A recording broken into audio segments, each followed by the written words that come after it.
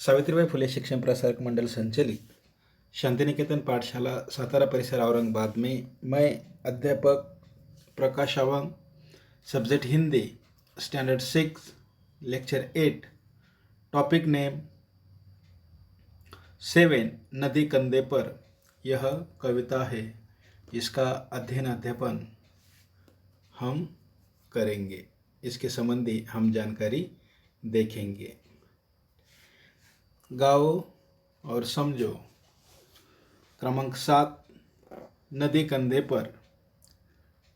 इस कविता के कवि है प्रभुदयाल श्रीवास्तव। इनका यहाँ पर परिचय दिया गया है, तो उनका जन्म देखेंगे। 4 अगस्त 1944 को धर्मपुरा, दमोह, मध्य प्रदेश में उनका जन्म हुआ। प्रभुदयाल श्रीवास्तव उनकी रचनाएं हैं बुंदेली, लघु कथाएं, लोकगीत, दैनिक भास्कर, नवभारत में बालगीत आदि इनकी ये प्रमुख रचनाएं हैं। उनका परिचय देखिए आप। विगत 2 दशकों से कहानी, कविताएं, व्यंग्य, लघु कथाएं, गजल आदि लिखते हैं। प्रस्तुत कविता में काल्पनिक प्रतीकों के द्वारा नदी के प्रति बाल मनोभावों को व्यक्त किया गया है। बाल मनोभावों को, ठीक है। यहाँ पर कविता हमें दी है। कविता का गायन हम सबसे पहले करेंगे, लेकिन इससे पहले ये जो कविता है, यह कविता कल्पना पर आधारित है। कवि कल्पना करते हैं कि यदि हम नदी को कंधे पर उठाकर अपने घर ले आते तो कैसा आनंद आता, ठीक है। ये बातें इस कविता में कही गई है। तो हम सबसे पहले कविता गायन करेंगे। कविता का गायन। अगर हमारे बस में होता नदी उठाकर घर ले आते, अपने घर के ठीक सामने उसको हम हर रोज बहाते। कूद कूद कर, उछल उछल कर हम मित्रों के साथ नहाते। कभी तैरते कभी डूबते, इतराते गाते मस्ताते। नदी आ गई चलो नहाने, आमंत्रित सबको करवाते। सभी उपस्थित भद्रजनों का नदिया से परिचय करवाते। अगर हमारे बस में आता, झटपट नदी पार कर जाते। खड़े खड़े उस पार नदी के, मम्मी मम्मी हम चिल्लाते।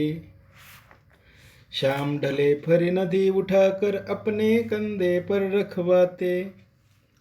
लाए जहाँ से थे हम उसको, जाकर उसे वही रख आते। ठीक है, तुम्हें भी कविता का गायन करना है। आगे देखेंगे। यहाँ पर कविता का सरल अर्थ हम देखेंगे। कविता का सरल अर्थ, ठीक है। सबसे पहले,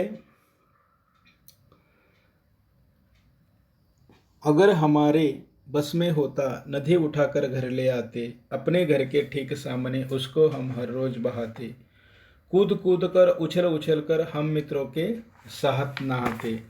यानी कि यदि हमारा वश चलता तो हम नदी को उठाकर घर ले आते और रोज अपने घर के सामने उसे बहाते।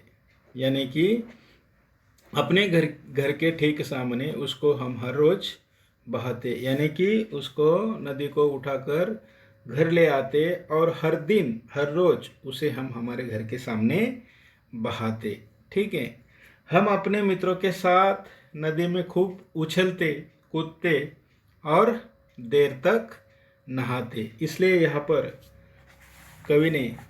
कवि प्रभुदयाल श्रीवास्तव इन्होंने कहा है, कूद कूद कर, उछल उछल कर हम मित्रों के साथ नहाते। कब? जब हम उसे घर लेकर आते तब। ठीक है। देखिए यहाँ पर स्क्रीन पर हमें चित्र नज़र आ रहा है। वो जो लड़का है, इस कविता में जो लड़का है, उसने उस नदी को अपने घर के सामने उठाकर लाया है। ठीक है, अपने कंधे पर उठाकर लाया है। आगे देखिए यहाँ पर, कभी तैरते कभी डूबते, इतराते गाते मस्ताते, नदी आ गई चलो नहाने, आमंत्रित सबको करवाते। सभी उपस्थित भद्रजनों का नदियों से परिचय करवाते, अगर हमारे मन में आता झटपट नदी पार कर जाते। यानी कि हम कभी नदी में देर तक तैरते, ठीक है, यहाँ पर यह कहा गया है, कभी तैरते कभी डूबते, इतराते गाते मस्ताते, यानी कि हम कभी नदी में देर तक तैरते, कभी डुबकियां लगाते, तो कभी पानी की सतह पर आ जाते, ठीक है, खूब मस्ती करते, गाने गाते, अपने सभी परिचितों को आमंत्रित करते और करवाते कि नदी मेरे घर के पास आ गई है, सब लोग नहाने चलो। जितने भी लोग हमारे बुलाने पर आते, हम सभी सज्जनों का नदी से परिचय करवाते, यानी कि सभी उपस्थित भद्रजनों का नदी से परिचय करवाते। जब कभी हमारे मन में नदी को पार करने का विचार आता, तो हम तुरंत नदी पार कर लेते। यहाँ पर यह प्रभुदयाल श्रीवास्तव इन्होंने कहा है, ठीक है। अगर हमारे मन में आता झटपट नदी पार कर आते, यानी कि जब हमारे मन में विचार आता तो हम तुरंत उसे यानी कि नदी को पार कर जाते, ठीक है। आगे यहाँ पर, खड़े खड़े उस पार नदी के, मम्मी मम्मी हम चिल्लाते, शाम ढले फिर नदी उठाकर अपने कंधे पर रखवाते। लाए जहाँ से थे हम उसको, जाकर उसे वही रख आते। यानी कि इस पंक्तियों का अर्थ है कि तब हम नदी के दूसरे ओर खड़े होकर जोर जोर से माँ को आवाज लगाते, खूब चिल्लाते। यहाँ पर हमें स्क्रीन पर नजर आ रहा है एक और उस लड़के की मम्मी हमें दिखाई दे रही है, और एक और नदी के दूसरे ओर वह लड़का वहाँ पर हमें नजर आ रहा है। जब शाम रात में बदलने लगती,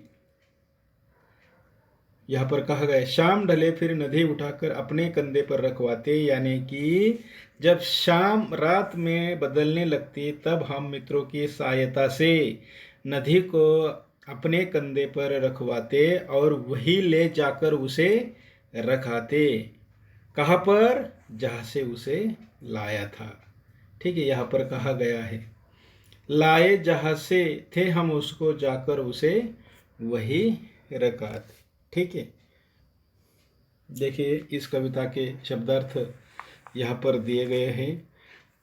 इतराना यानी कि खुश होना, बहाना नदी को प्रवाहित करना, मस्ताना यानी कि मस्ती करना, आनंदित होना, आमंत्रित यानी जिन्हें बुलाया गया हो या फिर न्योता हुआ भी हम उसे कहते हैं। भद्र यानी कि संजन, ढले यानी कि बीतने पर।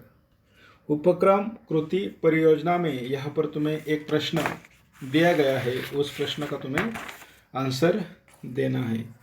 नदी की आत्मकथा, इस विषय पर जानकारी बताओ, यह जानकारी तुम्हें बतानी है, नदी की आत्मकथा, ठीक है। तो तुम इस प्रकार यह जानकारी देनी है कि तुम्हें कैसे जानकारी देनी है। तुम्हें इस प्रकार जानकारी देनी है कि मैं एक नदी हूँ, ठीक है।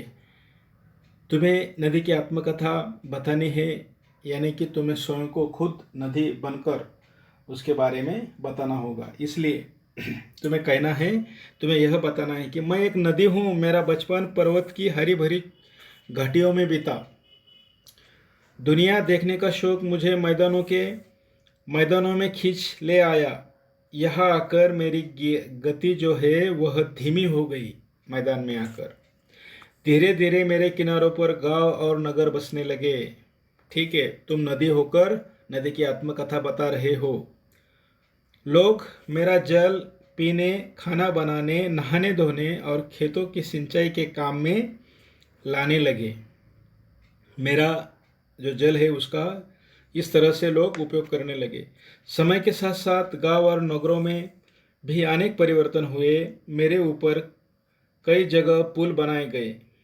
मैं नदी हूँ, मेरी आत्मकथा में तुम्हें बता रही हूँ कि मेरे ऊपर कई जगह पुल बनाए गए, बांध बांधकर नहरें निकाली गई, परंतु जब कभी बहुत अधिक वर्षा होती है तब मुझमें बाढ़ आ जाती है। मेरे किनारों बसे हुए गांवों और नगर, खेतों में बड़ी फसलें और पशु सब बाढ़ में बह जाते हैं।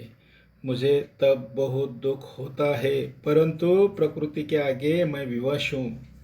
मेरी जलधारा सदैव बहती रहती है, प्रत्येक जीव जंतु को सुखी बनाती हूँ। अंत में मैं सागर में विलीन हो जाती हूँ। मैं एक नदी हूँ। यह मेरी आत्मकथा है। इस तरह तुम्हें नदी की आत्मकथा बतानी है। ठीक है, आगे देखिए विद्यार्थी मित्रों, यहाँ पर हमारा जो सातवीं कविता थी नदी कंधे पर, यह समाप्त होती है। Thank you. Next lecture, lecture 9, topic name part 8वां, जन्मदिन, इसके संबंधी जानकारी हम नेक्स्ट लेक्चर में देखेंगे। Thank you.